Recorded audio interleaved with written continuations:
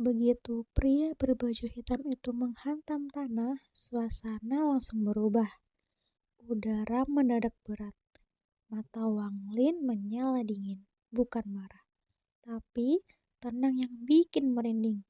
Tanpa aba-aba, tangan kanannya terangkat dan diayunkan pelan. Gak ada ledakan besar, gak ada suara dramatis. Tapi justru itu yang bikin ngeri. Segel-segel pembatas keluar satu persatu. Jumlahnya gak kehitung.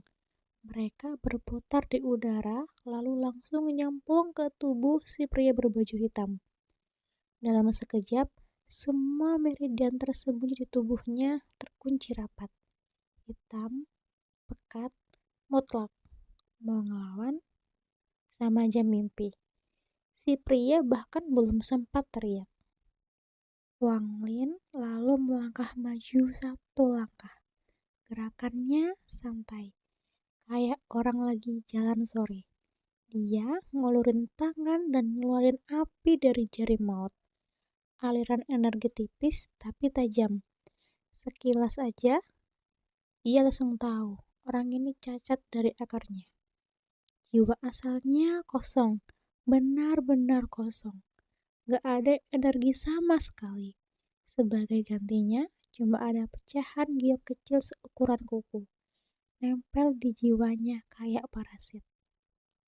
Dan disitulah semuanya kebongkar. Walaupun orang ini kelihatan udah di tahap ascendant, itu cuma kulit luar. Dia gak punya domain, gak punya fondasi. Semua kekuatannya hasil tempelan. Di mata Wang Lin, ini bukan kultivator. Ini boneka mahal.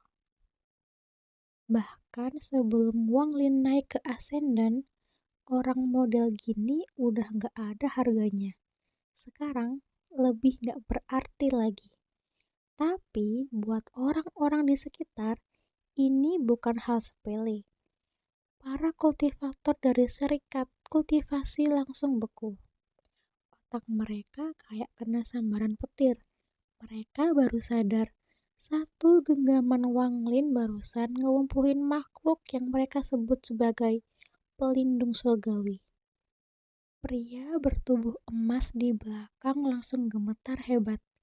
Wajahnya pucat total. Keringat dingin ngucur. Kalau jalur belakang belum disegel, dia pasti udah kabur tanpa mikir dua kali. Yang lain cuma bisa menatap kosong. Mulut terbuka. Tapi gak ada suara keluar. Bahkan nafas pun mereka tahan.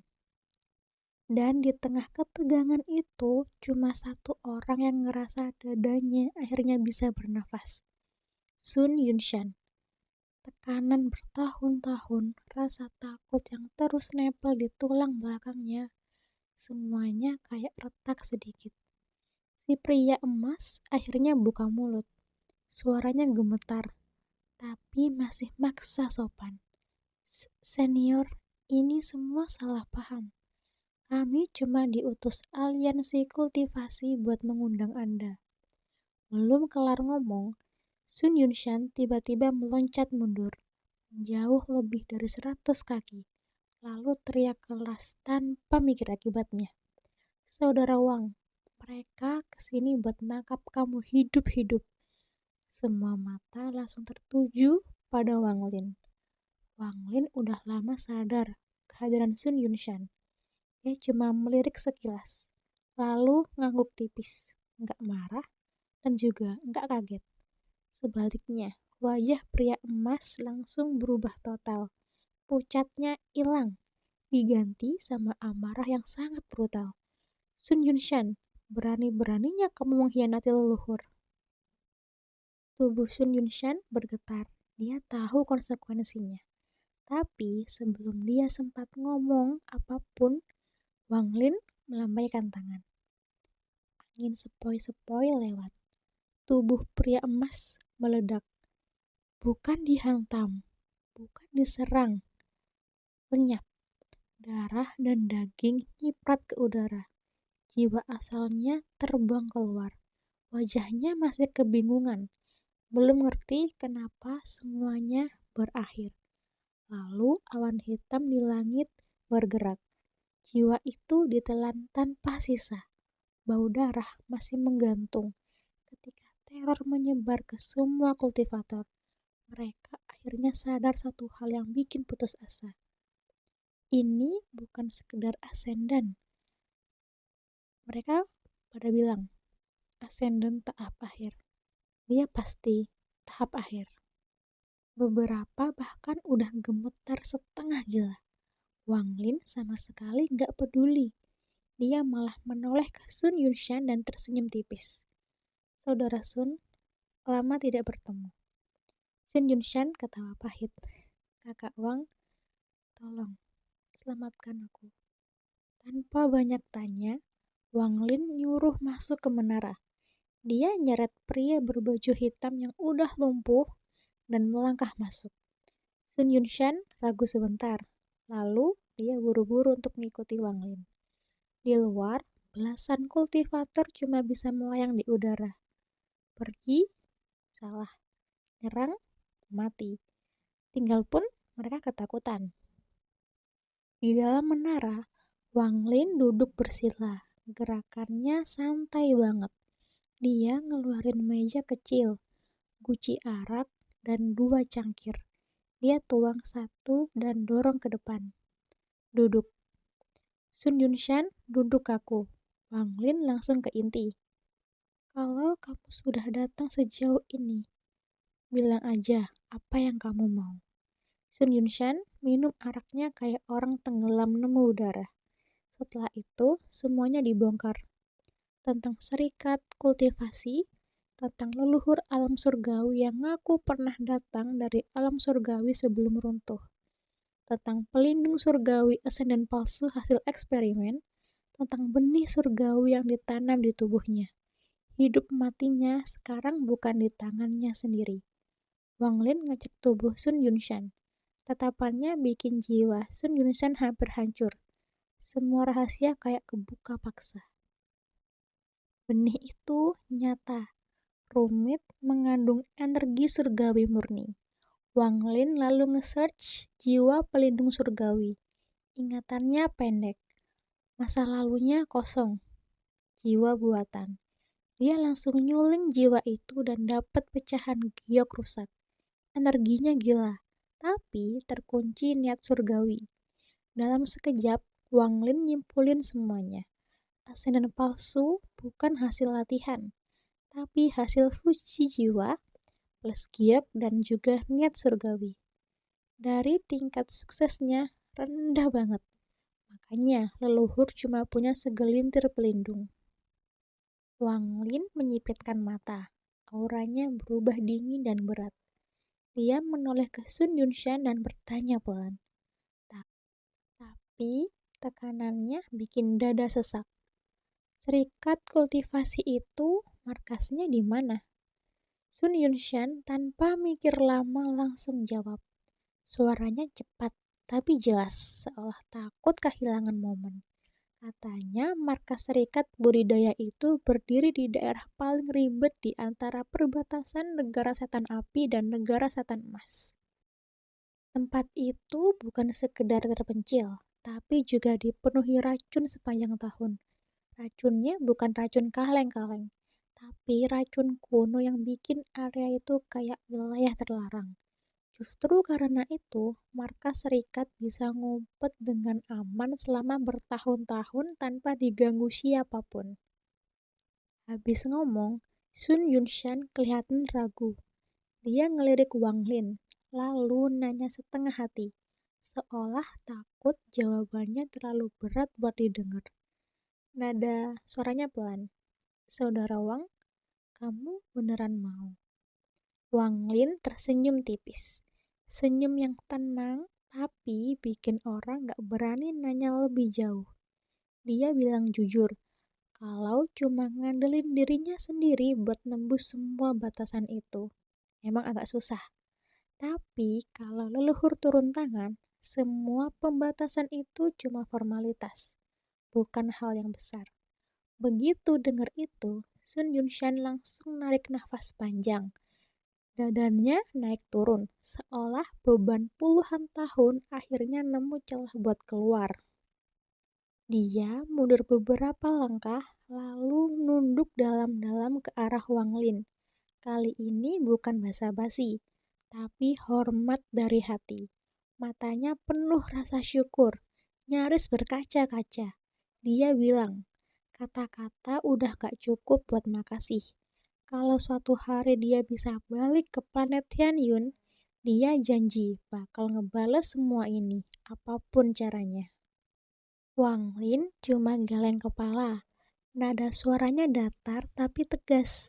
Sun Yunshan gak perlu ngerasa berutang sebegitu besar. Bahkan tanpa Sun Yunshan muncul hari ini, Wang Lin tetap bakal datang ke serikat budidaya itu. Leluhur alam surgawi itu udah 2 kali cari masalah sama dia. Kalau sekarang dibiarkan, bakal ada ketiga, keempat, dan seterusnya. Selama satu pihak terus hidup, urusan ini gak bakal selesai. Sun Yunshan cuma bisa ngangguk. Suaranya penuh ketulusan waktu dia bilang, apapun yang terjadi nanti, dia bakal ingat kebaikan ini seumur hidup. Wang Lin senyum tipis lagi. Dia masukin batu giok yang rusak ke dalam tasnya. Lalu sekali kibas, ruang bergetar. Dalam sekejap, dia dan Sun Yunshan lenyap dari menara. Saat mereka meninggalkan wilayah suku pemurnian jiwa, Wang Lin dengan santai ngelambiin tangan kanannya. Sisa kultivator serikat yang masih ada langsung ketarik dan menghilang tanpa suara. Bahkan gak sempat untuk teriak. Sementara itu, di luar sana, perang di negara setan api makin menjadi-jadi. Pembantaian gak berhenti. Darah ngalir di tanah kayak sungai kecil. Bau amis nyebar kemana-mana. Seluruh negara setan api kayak berubah jadi ladang kematian. 2 negara perang segede itu jelas gak mungkin luput dari perhatian. 7 negara lain semuanya pasang mata, apalagi negara setan langit hampir kehabisan pasukan. Buat mereka, ini kesempatan emas. Kesempatan yang mungkin baru muncul sekali dalam puluhan ribu tahun. Beberapa waktu kemudian, di perbatasan negara setan api dan negara setan emas, langit tiba-tiba dilintasi cahaya terang kayak meteor. Dari jarak ribuan kilometer, cahaya itu masih kelihatan jelas. Begitu cahayanya meredup, sosok Wang Lin muncul di luar lautan racun. Sekali lagi dia kibas lengan bajunya, lebih dari 10 kultivator langsung muncul di sampingnya. Sun Yunshan berdiri di sisi Wang Lin. Wajahnya campur aduk, tegang, takut, tapi juga penuh dengan harapan. Jantungnya berdetak kencang. Ini adalah tempat yang selama ini cuma dia dengar dari cerita mimpi buruk. Wang Lin ngingetin Sun Yunshan buat megang giok yang dia kasih. Walaupun giok itu nggak bisa ngancurin benih surgawi di tubuhnya, setidaknya dia bisa nahan efeknya di saat genting. Habis itu, tanpa ragu sedikit pun, Wang Lin melangkah masuk ke racun tebal. Racun itu seolah hidup. Begitu Wang Lin masuk, kabut hijau kehitaman langsung menggulung ke arahnya. Tatapan roh terdengar samar, bikin bulu kuduk berdiri. Tapi ekspresi Wang Lin tetap dingin, datar kayak lagi jalan di halaman rumah sendiri. Jauh di dalam racun ada sebuah menara. Di dalamnya, leluhur alam surgawi, seorang pria tua, bertubuh pendek duduk bersila. Di depannya ada 3 wanita cantik. Salah satunya adalah Sun Runan, adik Sun Yunshan. Dari mulut dan hidung ketiganya keluar kabut merah muda. Kabut itu berubah jadi ilusi wanita cantik yang menari-nari. Lalu satu persatu diserap oleh si leluhur. Energi hidup mereka terkuras habis. Begitu Wang Lin masuk ke wilayah racun, si leluhur tiba-tiba buka mata. Cahaya emas menyala tajam. Semua ilusi langsung lenyap. Ketiga wanita itu langsung kelihatan lemah. Wajah mereka menua drastis, nyaris kehabisan tenaga. Wang Lin terus maju. Racun semakin padat. Suara jeritan makin jelas. Dia mendengus dingin. Mau pakai mantra jiwa di depan dia. Salah besar. Tangannya membentuk segel. Vortex jiwa. Dalam sekejap, racun di sekelilingnya mendidih dan berputar. Seolah ada lubang raksasa yang nyedot segalanya. Semua racun di area itu tertarik ke depan Wang Lin. Dalam hitungan nafas, wilayah yang tertutup racun selama ribuan tahun akhirnya terbuka. Matahari langsung menyinari tanah itu. Di tangan Wang Lin terbentuk bola racun seukuran kepalan tangan. Tapi auranya bikin merinding. Di kejauhan, kastil putih akhirnya kelihatan dengan jelas. Hampir 100 kultivator melayang di udara sekitarnya. Wajah mereka pucat. Mata mereka terbuka dengan lebar. Wang Lin nyapu mereka dengan tatapan dingin. Ngapalin satu persatu wajah mereka. Saat Wang Lin bilang, minggir, gak ada yang berani bantah. Semuanya langsung menyebar. Ada satu orang nekat teriak sambil bawa nama serikat. Belum selesai ngomong, Wang Lin bukan melirik. Tatapan itu cukup bikin orang langsung batuk darah dan ambruk. Jalan menuju kastil terbuka lebar. Dari dalam terdengar suara agung, penuh wibawa. Bunuh dia. Gak ada yang bergerak. Semuanya ragu. Akhirnya, satu sosok hitam keluar dari kastil pelindung surgawi.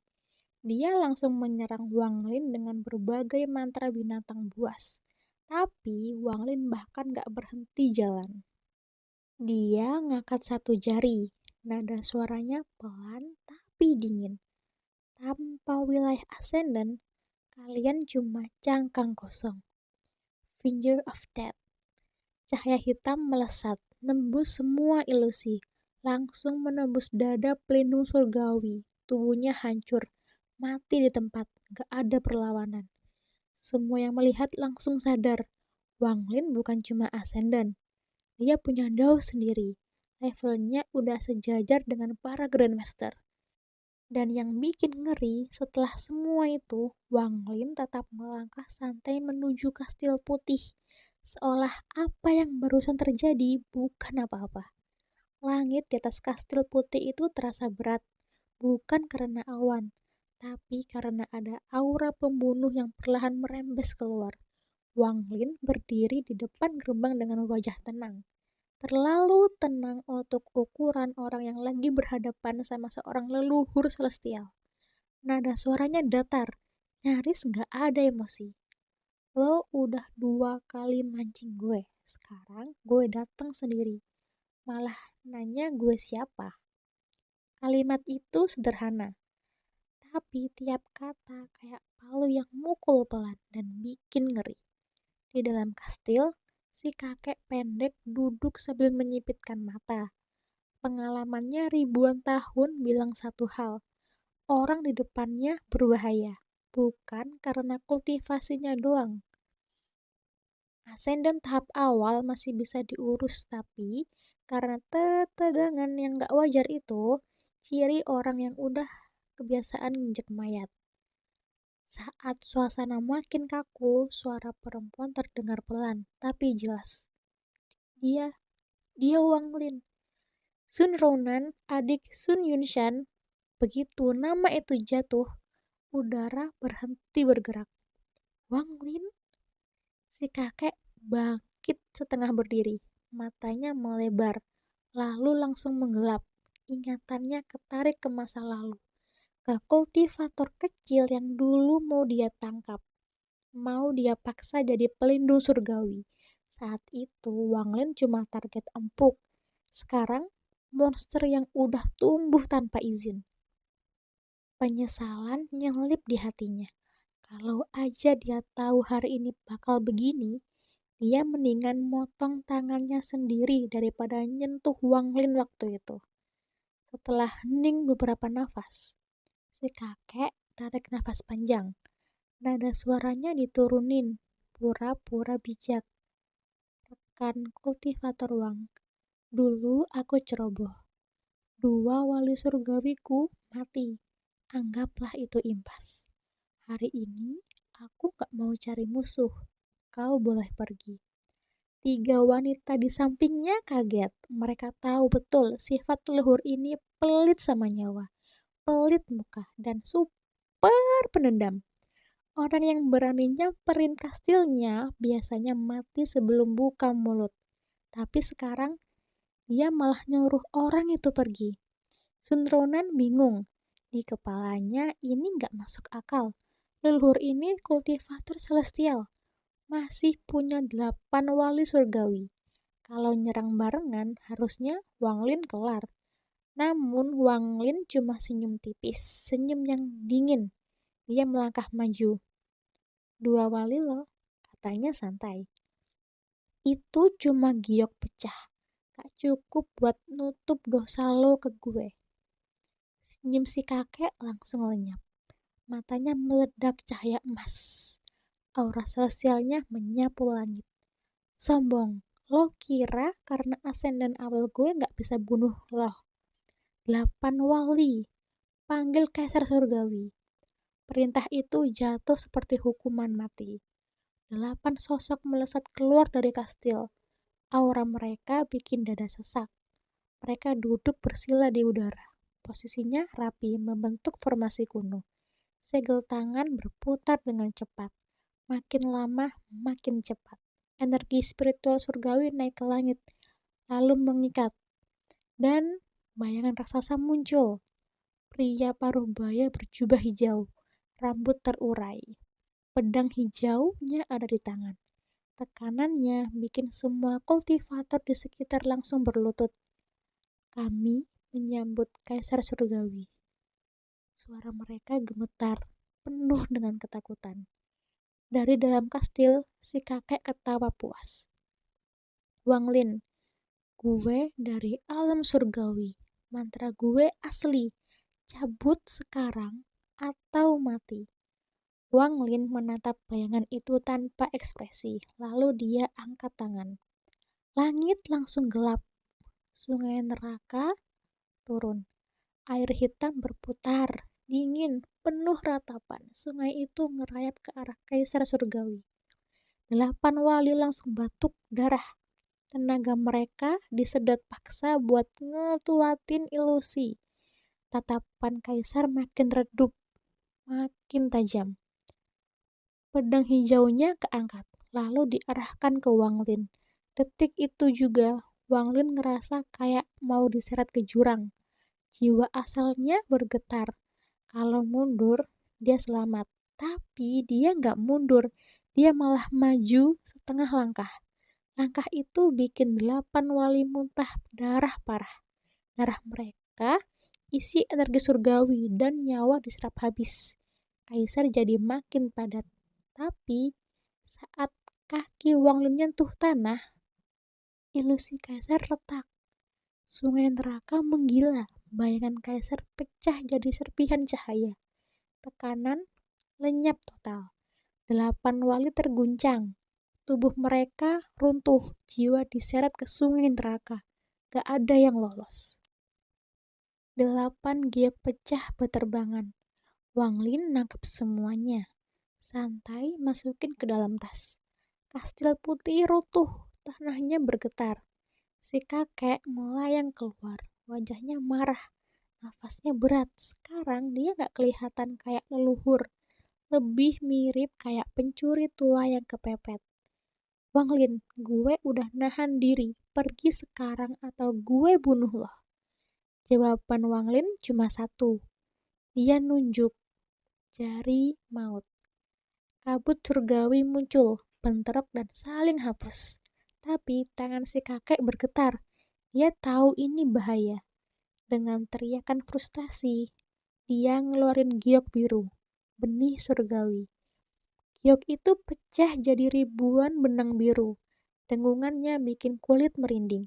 Kultivator di sekitar pucat pasi. Mereka tahu itu umpan binatang surgawi. Wang Lin menatapnya lama, lalu bicara pelan. Pakan binatang. Mata si kakek melebar. Kau tahu, ribuan benang biru melesat. Wang Lin nepuk tasnya. Bendera muncul. Dia kibas. Kilin turun. Walau cuma jiwa, auranya bikin nafas berhenti. Begitu lihat benang biru, mata Kilin menyala emas. Tatapan itu kayak binatang yang kelaparan puluhan ribu tahun dan akhirnya nemu makanan. Begitu Wang Lin ngelepas Kilin surgawi, si kakek pendek langsung ngerasa ada yang gak beres. Awalnya dia sok tenang, tapi begitu mata Kilin nengok ke arahnya, jantungnya langsung anjlok. Tatapan itu bukan tatapan makhluk biasa. Itu tatapan predator tingkat atas.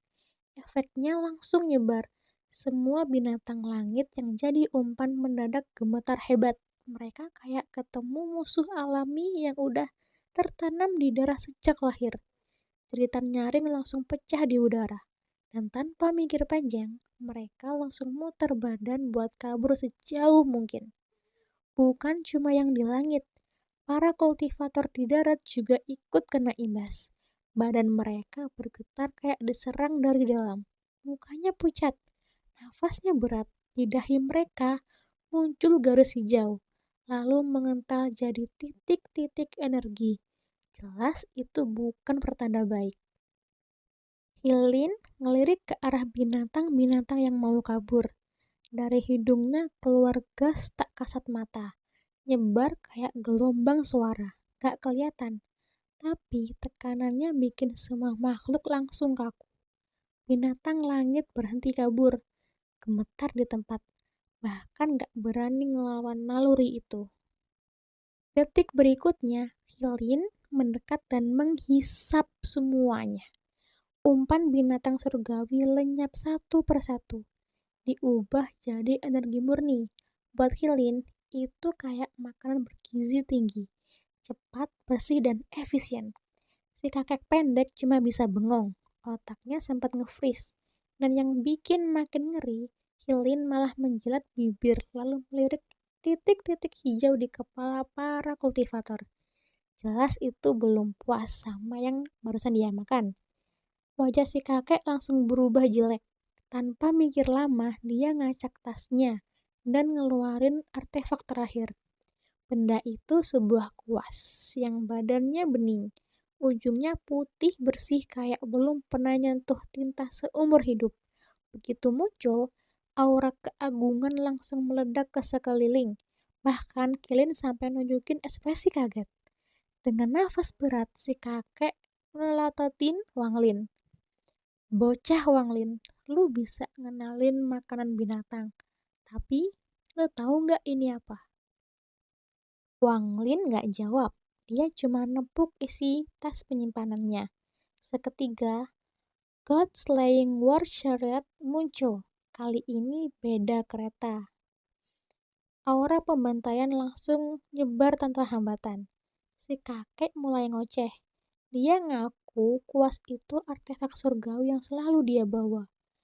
Katanya dia pakai itu buat mencerahkan kultivator tingkat rendah. Dengan nada sok bijak, dia nyuruh Wang Lin pergi selagi dia masih bisa. Wang Lin akhirnya buka suara. Suaranya datar tapi nusuk. Lu gak usah capek-capek nyuruh gue kabur. Gue udah lihat semuanya. Lu asen dan tengah. Tapi sama kayak penjaga surgawi kosong. Gak ada energi asal. Kalimat itu kayak palu godam. Rahasia terbesar si kakek kebongkar. Malu langsung berubah jadi amarah. Dengan tangan gemetar, dia ngibasin kuas. Batuk darah lalu maksa ngegambar simbol di udara. Begitu simbol itu jadi, tekanannya langsung bikin ruang di sekitarnya bergetar. Kekuatan simbol itu nyata, padat, dan juga mematikan. Wang Lin sempat kaget, tapi itu cuma sebentar. Kagetnya langsung berubah jadi kegembiraan liar. Simbol itu dia kenal. Itu simbol yang dulu sering dia pelajari. Simbol yang selalu gagal dia aktifkan. Dan sekarang, dia lihat versi aslinya meski cuma satu jurus. Tapi itu versi legit. Tatapan Wang Lin berubah.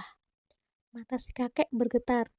Tatapan itu sama persis kayak tatapan Qilin ke mangsanya. Tanpa ragu, Wang Lin ngelepas niat tempur paling buas sejak dia masuk Demon Spirit Land. Dia nunjuk kereta perang dan teriak, binatang buas. Langit langsung bereaksi. Petir turun dengan brutal. Guntur meledak dari sana-sini. Dari sambaran petir muncul binatang guntur bertanduk perak. Raungannya bikin awan koyak. Langitnya bergemuruh dan petirnya nutup cakrawala. Qilin juga ikut meraung. Suaranya mungkin kalah keras, tapi efeknya nggak kalah ngeri. Titik-titik hijau langsung terpental keluar dari tubuh para kultivator dan langsung dimakan oleh Qilin. Di saat yang sama, simbol kuas melesat ke arah Wang Lin, tapi binatang petir maju selangkah. Petir bertubi-tubi turun, ngehajar simbol itu sampai kekuatannya rontok satu persatu.